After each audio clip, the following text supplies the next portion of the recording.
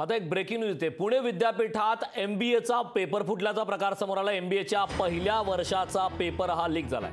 Legal aspect of business विषयाचा paper हा फुटलेला आहे। पेपर सुरू होण्यापूर्वीच पेपर फुटलाय, त्यामुळे हा गंभीर प्रकार पुन्हा एकदा पुण्यात घडल्याचा प्रकार समोर आलाय।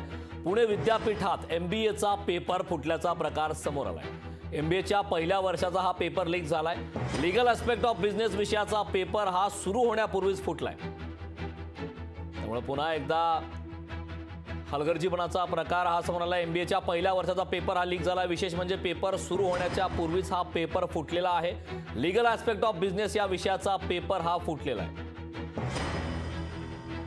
तर पुणे विद्यापीठात MBAचा पेपर फुटल्याचा प्रकार हा घडलेला आहे। आताची मोठी बातमी आलेली आहे। MBAच्या पहिल्या वर्षाचा पेपर हा लीक झालाय।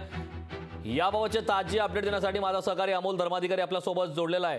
अमोल, पुणे विद्यापीठात MBAचा पेपर हा फुटला। MBAच्या पहिल्या वर्षाचा पेपर हा लीक झाल्याची माहिती समोर आली आहे। या संपूर्ण प्रकाराबाबत सविस्तर काय माहिती आहे?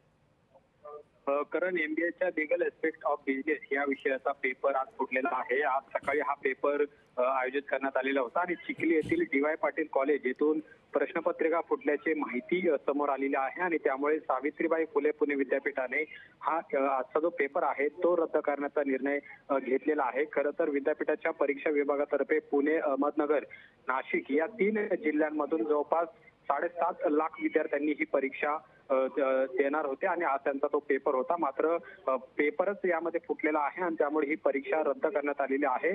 त्यामुळे आता ही परीक्षा येत्या 26 डिसेंबरला पुन्हा एकदा घेण्यात येणार आहे अशी सुद्धा माहिती देण्यात आलेली आहे। त्यात MBA अभ्यासक्रमाची परीक्षा 11 डिसेंबर पासून सुरू झालेली होती आणि आज हा पहिलाच पेपर होता। मात्र पहिलाच पेपर सकाळी 11 वाजता फुटल्याची माहिती समोर आली आणि सोशल मीडियावरती देखील हा जी प्रश्नपत्रिका आहे ती आढळून आली आणि त्यानंतर खबरदारी म्हणून विद्यापीठाने आजचा जो पेपर आहे तो रद्द केलेला आहे आणि त्यामुळे विद्यार्थ्यांचं नुकसान होऊ नये यासाठी पुन्हा एकदा 26 डिसेंबरला ही परीक्षा होणार असल्याचं देखील विद्यापीठाकडून सांगण्यात आले।